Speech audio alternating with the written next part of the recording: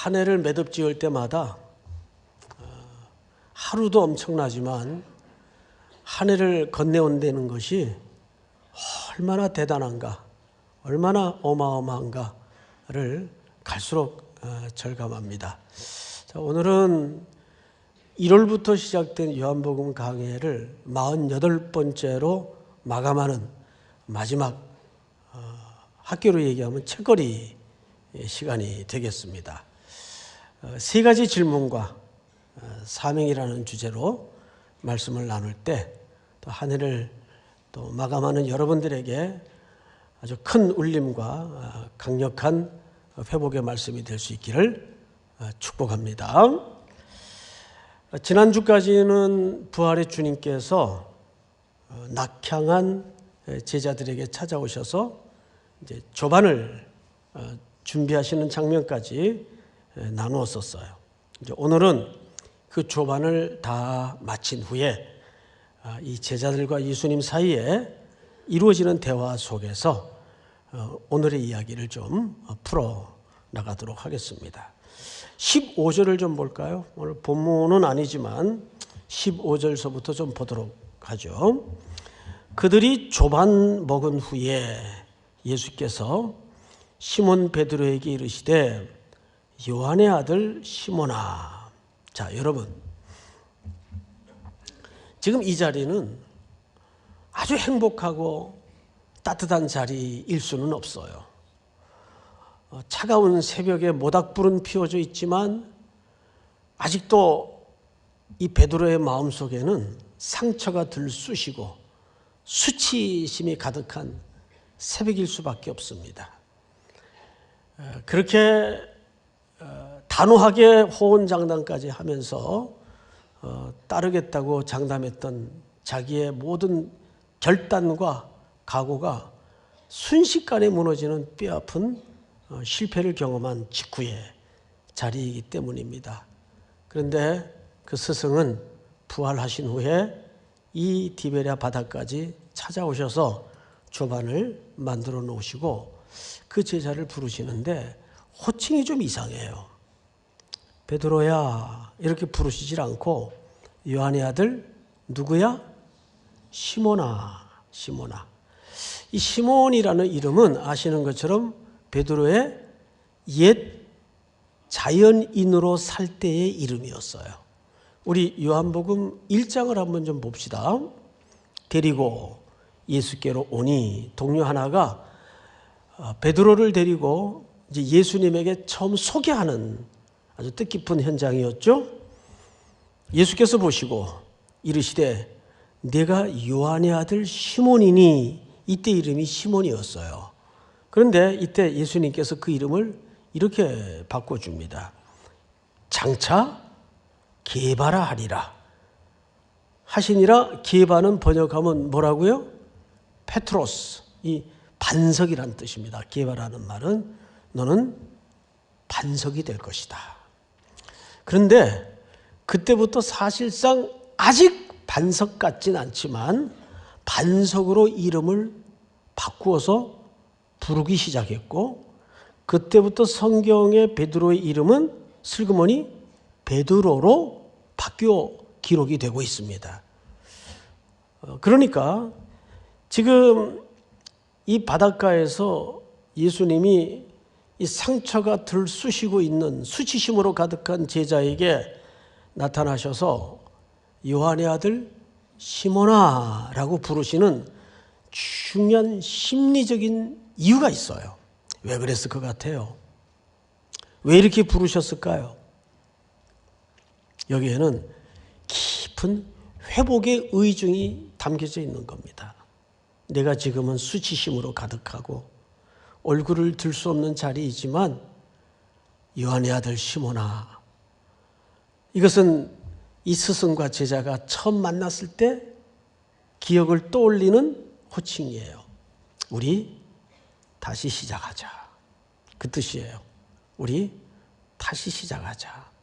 어쩌면 한 해를 이렇게 매듭짓는 순간쯤에 매우 적절한 장면이에요. 그 옛 이름의 호칭으로 부르시는 장면은 오늘 이 자리에 함께한 우리 모두에게도 매우 많은 의미를 시사한다고 볼 수가 있어요. 아무개야, 아무개야, 우리 다시 시작하자. 그리고 이제 이렇게 묻습니다. 이르시되 요한의 아들 시몬아, 내가 이 사람들보다 나를 더 사랑하느냐 하시니, 여러분, 이 사람들이라는 이 단어가 사실은 그 인칭 명사가 아닙니다. 투톤이라는 말은 남성으로도 번역이 될 수가 있고 중성으로도 번역이 될 수가 있어서 이게 조금 학자들 간에는 아직도 설왕설래 논란이 많은 질문의 구절입니다. 해서 한 3가지 정도의 해석을 소개할 거예요. 그러면 그 해석을 다 듣고 나서 우리는 그 중에 하나를 채택해서 오늘 이야기를 좀 풀어나가야 될 텐데, 들어둘 필요가 있습니다. 학자들 간에 3가지 견해가 있다는 것 정도는 이해를 가지고 오늘 본문을 좀 보십시다. 첫 번째, 이렇게 번역을 할 수가 있어요. 해석을. 네가 이 사람들이 나를 사랑하는 것보다 나를 더 사랑하느냐. 자, 그러면 놀랍게도 여기에 비교급으로 물으셨는데, 이거 누가 잘 쓰던 화법이죠? 누가 잘 쓰던 화법일까요? 난 잘 모르겠는데, 이렇게 생각하지 말고 한번 꼼꼼히 기억해 보세요. 이거 베드로가 잘 쓰던 화법이에요. 베드로는 항상 이 스승이신 예수님에게 쫓아다니는 3년 내내 그가 자주 사용했던 화법 중에 하나가 항상 주변 것들과 자기를 비교시켰어요. 얘네들은 다 달아날지라도 저는 아닙니다. 아니, 그 자기 혼자 어떻게 하겠다고 하면 될 텐데 항상 옆에 거를 끌어다 당겨서 얘네들은 줄을 버릴지라도 저는 안 버릴 겁니다. 이런 식으로 자꾸 비교를 통해서 자기를 증명하고자 하는 화법을 가장 즐겨 사용했던 인물이 베드로예요. 이런 거 보면 예수님이 조금 안 그래도 쑤시는 상처에 소금을 친다는 느낌이 들지 않으세요? 그런데 이것은 상당히 의도적인 발언입니다. 그래서 이렇게 번역할 수가 있어요. 네가 이 사람들이 나를 사랑하는 것보다 나를 더 사랑하느냐? 그러니까 예수님은 누구와 누구를 놓고 비교한 거죠? 베드로와 이 사람들을 놓고 비교한 거예요. 제자들을 놓고. 네가 나를 더 사랑하냐? 이 사람들이 나를 더 사랑하냐? 이렇게 물은 거예요. 그런데 두 번째 가능한 해석이 있어요. 두 번째. 네가 이 사람들을 사랑하는 것보다 나를 더 사랑하느냐? 흘낏 보면 앞에 질문하고 다를 바 없는 질문 같은데 다른 질문이죠. 목적어가 틀려요. 그렇죠? 예. 미처 눈치채지 못한 이들을 위해서 앞에 질문을 한 번 더 띄워드릴게요. 돌려보세요. 네가 이 사람들이 나를 사랑하는 것보다 나를 더 사랑하느냐? 근데 두 번째 질문 한번 보실까요? 네가 이 사람들을 사랑하는 것보다 나를 더 사랑하느냐? 두 번째 질문은 뭐죠? 이런 거죠. 예수님인 자신과 또 이 사람들과 둘 중에 누굴 더 사랑하느냐? 그 질문이에요. 이해가 됩니까? 안 되면 그 이상은 제가 어떻게 할 수가 없어요. 예? 넘어갑시다. 세 번째. 네가 이것들을 이건 인칭명사가 아니죠. 이것들을이라고 번역했어요. 아까 제가 모두에 이런 설명을 드렸어요. 이 헬라 말은 중성으로도 번역을 할 수 있고 남성으로도 번역을 할 수가 있어요. 그러면 여기에서는 중성으로 번역을 했다는 뜻이죠. 그러니까 베드로가 누가복음 5장에서 예수님을 처음 쫓아서 제자의 길로 들어설 때 성경을 잘 보시면 배와 그물과 물고기를 다 버려두고 예수님을 쫓았다 그랬어요. 그럼 이것들은 뭘 얘기하는 걸까요? 그의 생업의 현장으로 돌아와 다시 그 도구를 잡았던 모든 것을 총칭하는 표현이에요. 그러니까 이런 것들보다 나를 아직도 더 사랑하느냐라고 질문을 하신 거예요. 자, 그러면 이 세 가지 가능한 해석 중에 우리는 어느 해석을 택해야 전체 이 성경 기자가 드러내고자 하는 의도와 자연스러울까 했을 때 첫 번째 해석입니다. 다시 보세요. 내가 이 사람들이 나를 사랑하는 것보다 나를 더 사랑하느냐? 뭘로 물었다고요? 비교급으로 물었어요. 이건 누가 즐겨 쓰던 화법이에요? 베드로가 즐겨 쓰던 화법이에요. 여러분, 베드로의 이 화법은 사실상 베드로의 헌신의 결정적인 문제점이었습니다. 지금 예수님은 부드러운 질문을 통해서 베드로의 문제점을 들추어내고 싶었던 거예요. 너 이거 고쳐야 된다. 그 암시가 이 속에 사실은 담겨져 있는 거예요. 그래서 베드로가 즐겨 쓰던 화법을 통해서 네가 이 사람들이 나를 사랑하는 것보다 나를 더 사랑하느냐라고 물었던 겁니다. 그런데 베드로의 대답을 좀 보세요. 본문을 다시 보세요. 15절. 이르되 주님 그러하나이다. 내가 주님을 사랑하는 줄 누구도 아시나이다? 주님께서 아시나이다. 자, 이 사랑의 고백이 조금 문제가 있어요. 야, 이 사람 참 뻔뻔하다. 어떻게 그 짓을 해놓고도 또 여전히 주님을 사랑한다고 고백할 수 있을까? 저 같아도 아마 이렇게 성격상 대답을 했을 것 같아요. 주님, 전 틀렸습니다. 딴 사람 알아보세요. 제가 이 체면에 그렇게 3번씩이나 주님 모른다고 저주하고 욕하고 배반했던 사람인데 어떻게 제가 주님 사랑할 수 있겠습니까? 글쎄, 저는 그랬을 것 같아요.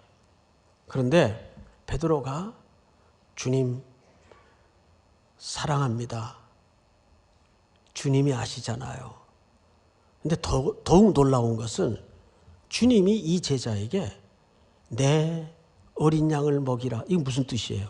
사명을 주시는 거예요. 사명을 사실상 회복하셔서 맡기는 거예요. 이게 뭐냐 이 말이에요.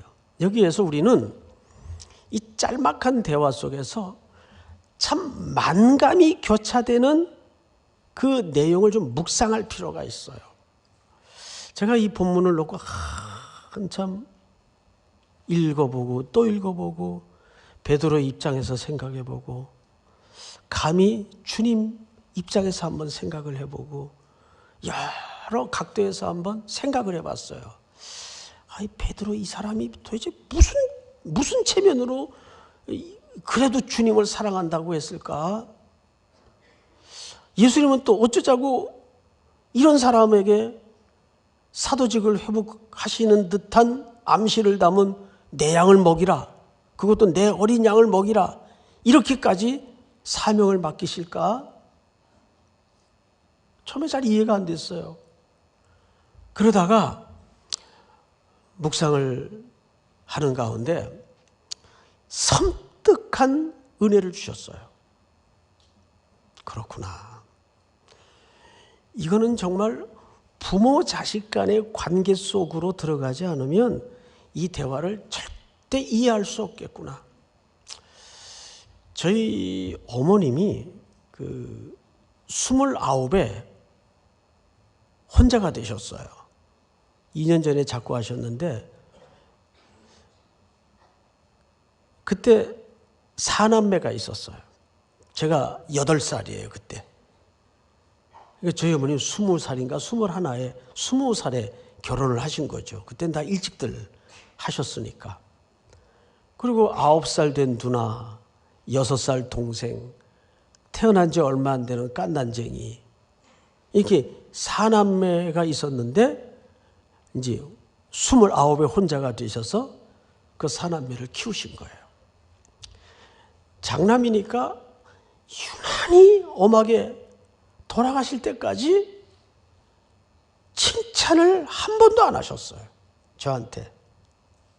그런데 제가 무슨 잘못을 하면 야단을 쳐도 꼭 동생들 안 보는 방에, 장남이라고 체면 깎이면 안 된다고 동생들 안 보는 방에 데려가셔서 혼을 내거나 야단을 치셨어요.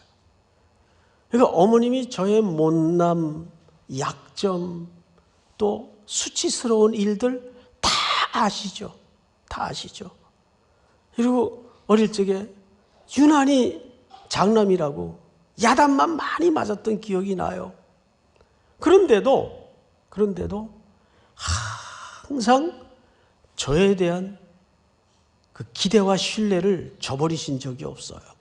그리고 저도 야단을 맞으면서 한 번도 야단을 맞으면서 이런 생각을 가졌던 적이 없어요. 내가 이제는 더 이상 어머니 볼 면목이 없다. 집을 떠나야 되겠다.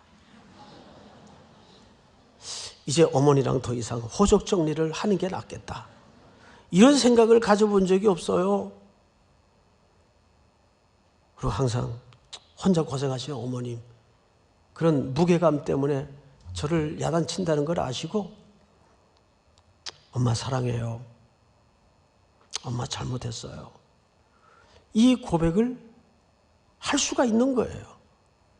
그러니까 이 베드로의 주님이 아시는 그 사랑을 고백할 수 있었던 것은 그것이 무슨 완성이 돼서 완전해서 드리는 사랑의 고백이 아니에요. 우리도 이렇게 한 해를 지나보면 얼굴 들 수 없는 순간과 기억들이 더 많잖아요.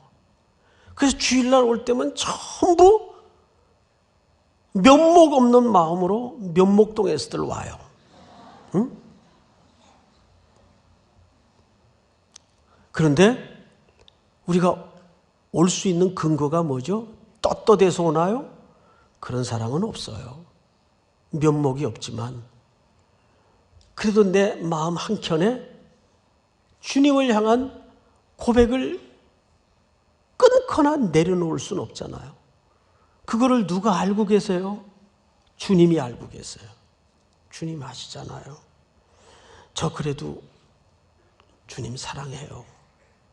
근데 그 사랑이 얼마나 모자라는 사랑이고 흠 많은 사랑이고 연약한 사랑인지 주님이 아세요. 그런데 주님 입장에서는 그걸로 된 거예요. 그걸로 된 거예요, 그냥. 그 이상 바라지 않아요. 근데 우리 신앙인들에게는 누구나 신앙적인 결백증들이 다 있어요.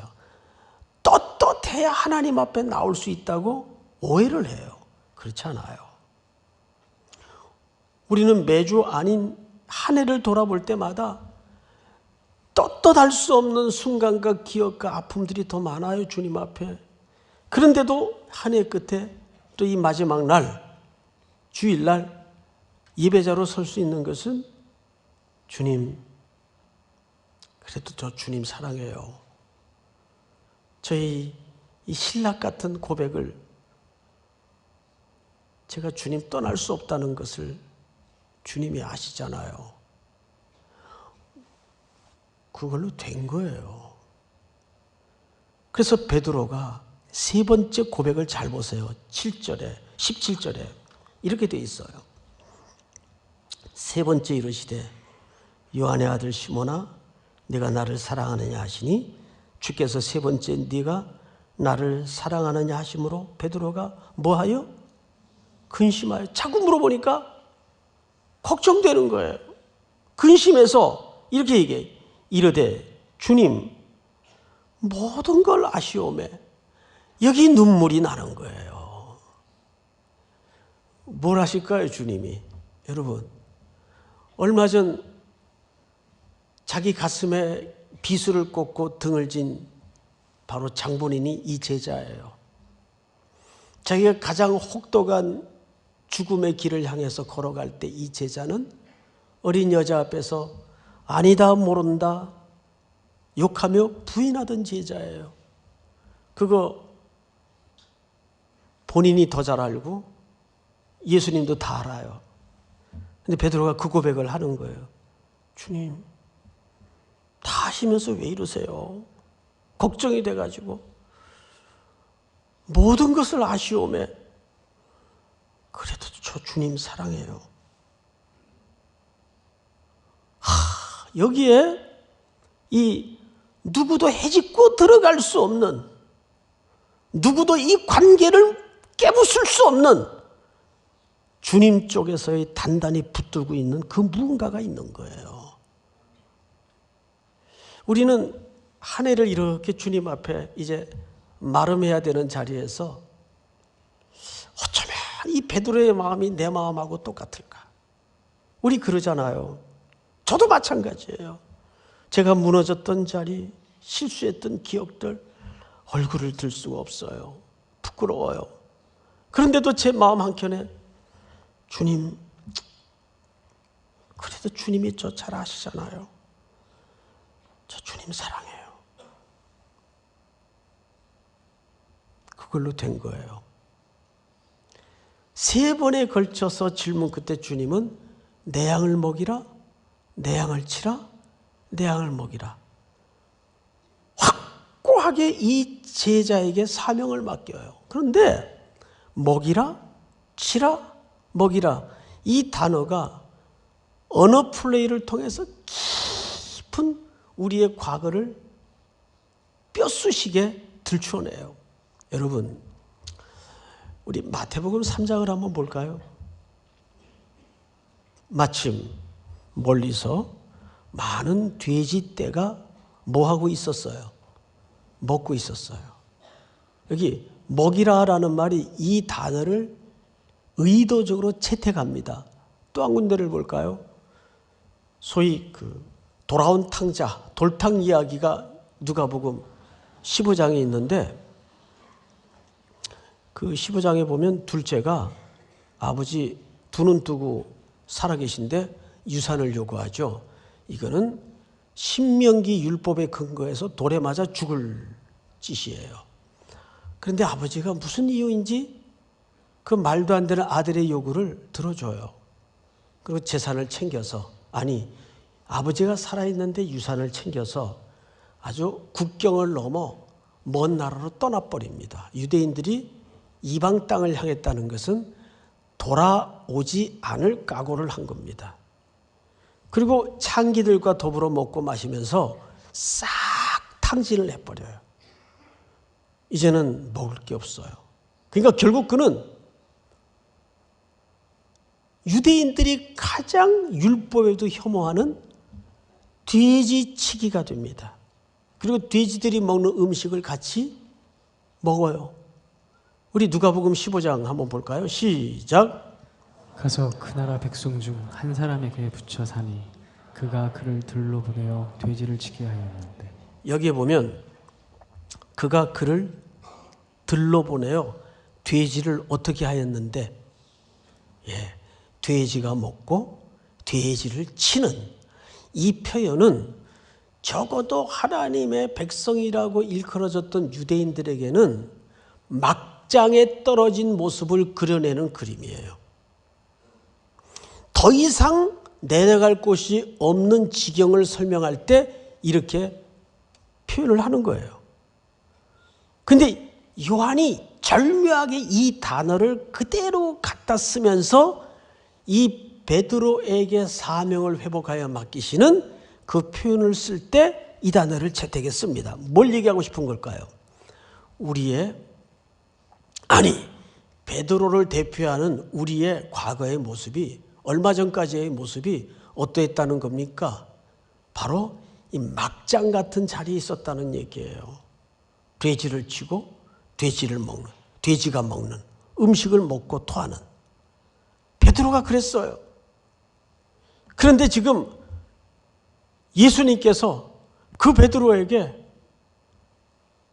내 양을 먹이라, 내 양을 치라, 내 양을 먹이라, 사명을 회복해 주세요. 이게 더 이상한 거예요 지금.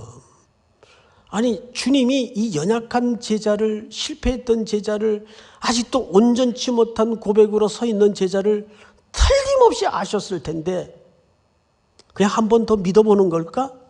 아니에요. 여러분 19절 끝에 보면 이렇게 되어 있어요. 하반절에 19절 하반절에 제가 읽겠습니다. 이 말씀을 하시고 베드로에게 이르시되 나를 따르라 하시니.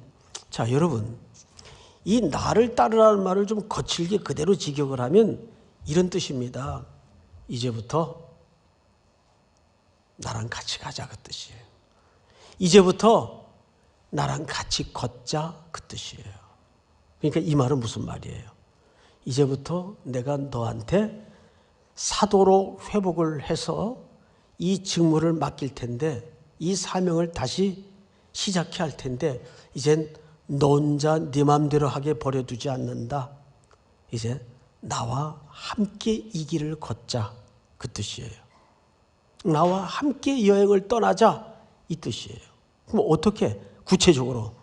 그것이 오늘 18절에 고스란히 녹아져 있죠. 18절을 우리 전체가 한번 다시 읽겠습니다. 시작. 내가 진실로 진실로 내게 이르노니 내가 젊어서는 스스로 띠띠고 원하는 곳으로 다녔거니와 늙어서는 내 팔을 벌리니 남이 내게 띠띠우고 원하지 아니하는 곳으로 데려가리라. 네. 베드로의 젊은 날과 늙어서 펼쳐질 날들을 정확히 구분했어요.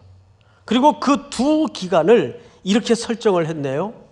젊은 날에는 항상 능동적으로 적극적으로 살았어요. 스스로 띠띠고 자기가 원하는 곳으로 다니고 혼장담하고 결단하고 결심하고 헌신하고. 그런데 그것이 전부 자가 중심이었어. 자기가 중심이었어. 근데 늙어서는 어떻게 될 거란 얘기죠? 남이 너를 띠띠우고 내가 팔을 벌리고 내가 원하지 않은 곳으로 가게 될 것이다. 여러분, 성숙이라는 게 뭐예요? 성숙이라는 것은 딴 거 아니에요. 살아갈수록 내가 할 수 있는 일이 점점 없어진다는 걸 깨닫는 게 성숙입니다. 젊은 날에는 우주가 다 자기 중심으로 돌아가죠. 우리는 그래서 두 개의 가방을 가지고 있어야 돼요. 하나의 가방에는 이 세상은 나를 위해 창조되었다는 고백이 한 켠 있어야 되고, 동시에 나는 먼지와 흙 같은 존재일 뿐이라는 두 가지를 갖고 있는데, 인간은 이 양자 속에서 본질을 찾는 거예요. 그래서 이 베드로의 상황을 훗날 성경 기자가 어떻게 소개하는가를 사도행전 12장에서 만나게 됩니다. 띄워주세요. 헤롯이 지금 예루살렘에 큰 핍박이 왔어요. 야고보도 죽고 스데반도 죽고 무시무시한 환란이 폭풍처럼 닥쳤습니다. 베드로도 지금 옥에 갇혔어요. 헤롯이 잡아내려고 하는 그 전날 밤에 베드로가 두 군인 틈에서 두 쇠사슬에 매여 누워 자는데 되게 둔했던 것 같아요. 잠이 와요 지금 이 상황 속에서. 파수꾼들이 문 밖에서 옥을 지키더니, 다음 절 시작.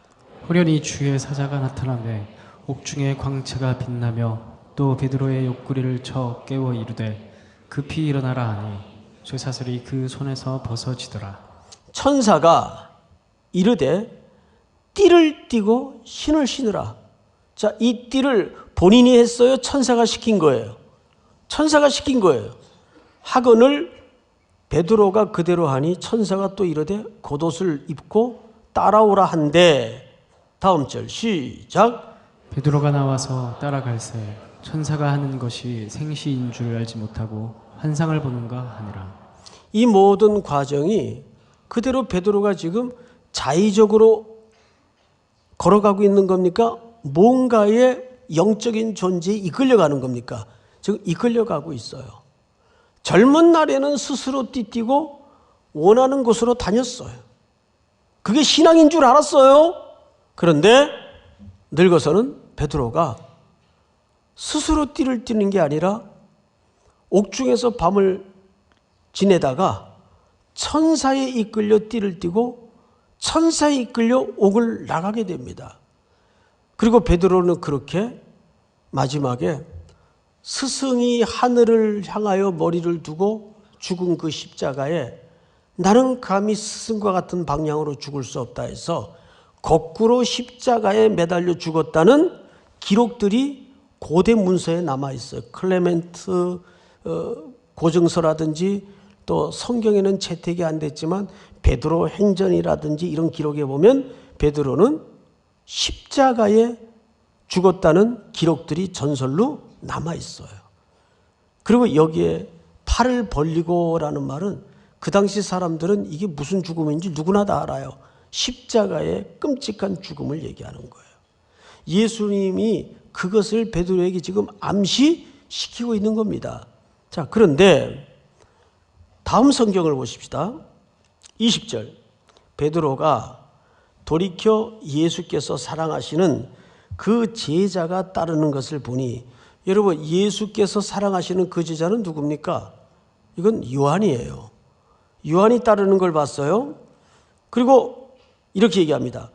그는 만찬석에서 예수의 품에 의지하여 주님을 파는 자가 누구오니까 묻던 자이더라. 이에 베드로가 그를 보고 예수께 여짜오되 주님, 이 사람은 어떻게 되겠사옵나이까? 그러니까 인간이 잘 안 바뀌어요. 원래 금방 누구를 비교시킵니까?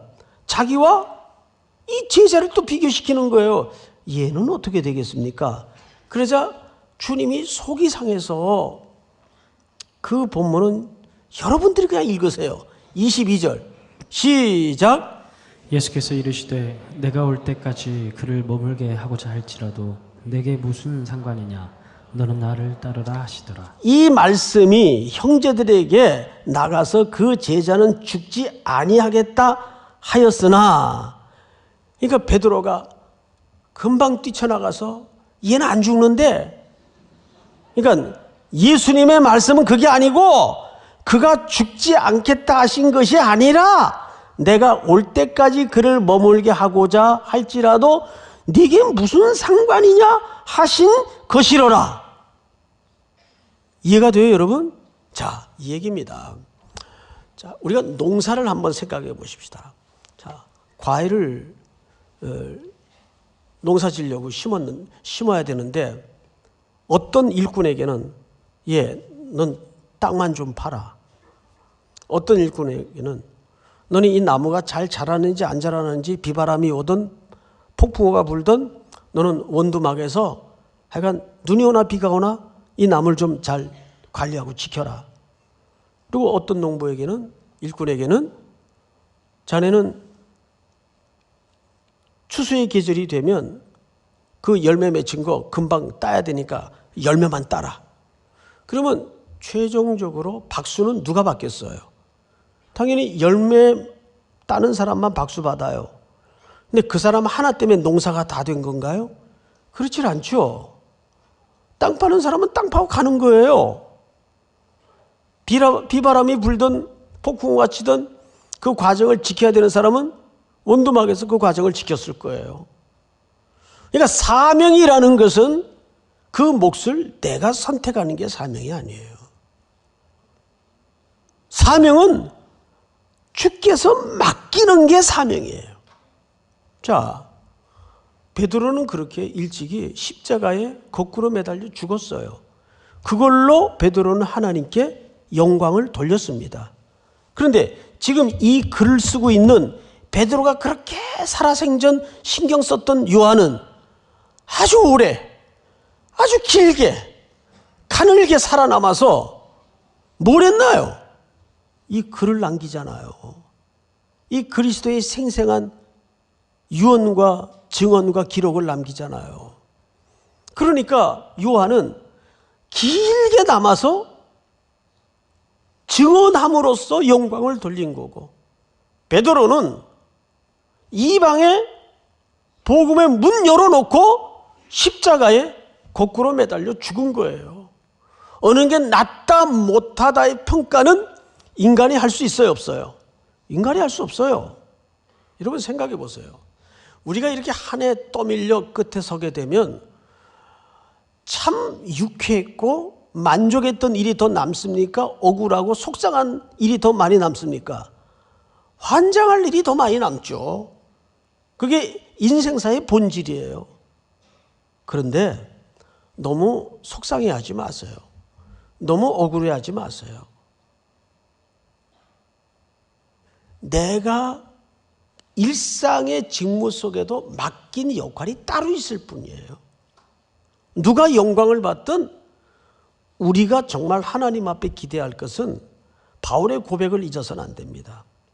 그날이 오면 그날에 내게 주실 것이니 의로우신 재판장이 내게 주실 것이니 내게만 아니라 주의 나타나심을 사모하는 모든 자에게도니라. 무슨 말이에요?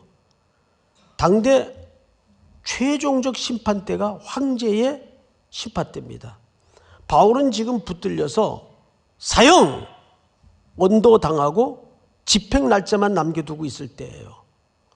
세상의 모든 권력이 들러붙어도 이 판결은 못 뒤집습니다. 한 사람이 뒤집죠. 바울이에요. 아니다. 이것이 최종적 평가가 아니다. 내게는 더 궁극적이고 더 진정하고 더 영원한 평가가 아직 남아있다. 의로우신 재판장이 내게 주실 것이니 내게만 아니라 그의 나타나심을 사모하는 모든 자에게도니라. 멋지게 이 땅의 평가를 한 방에 뒤집어요. 우리가 그걸 믿음이라고 하죠. 여러분, 오늘 이 말씀이 또 한 해를 마무리하는 여러분들 속에 깊은 울림이 되고 원리가 되어서 한 해 속상한 일, 억울한 일, 평가받지 못한 일에 모든 생각을 연연하지 마시고 또 새날 우리에게 허락할 은혜를 바라보면서 다시 새해를 준비하는 우리 3일의 모든 성도들이 될 수 있기를 축복합니다. 우리 다 일어나십시다.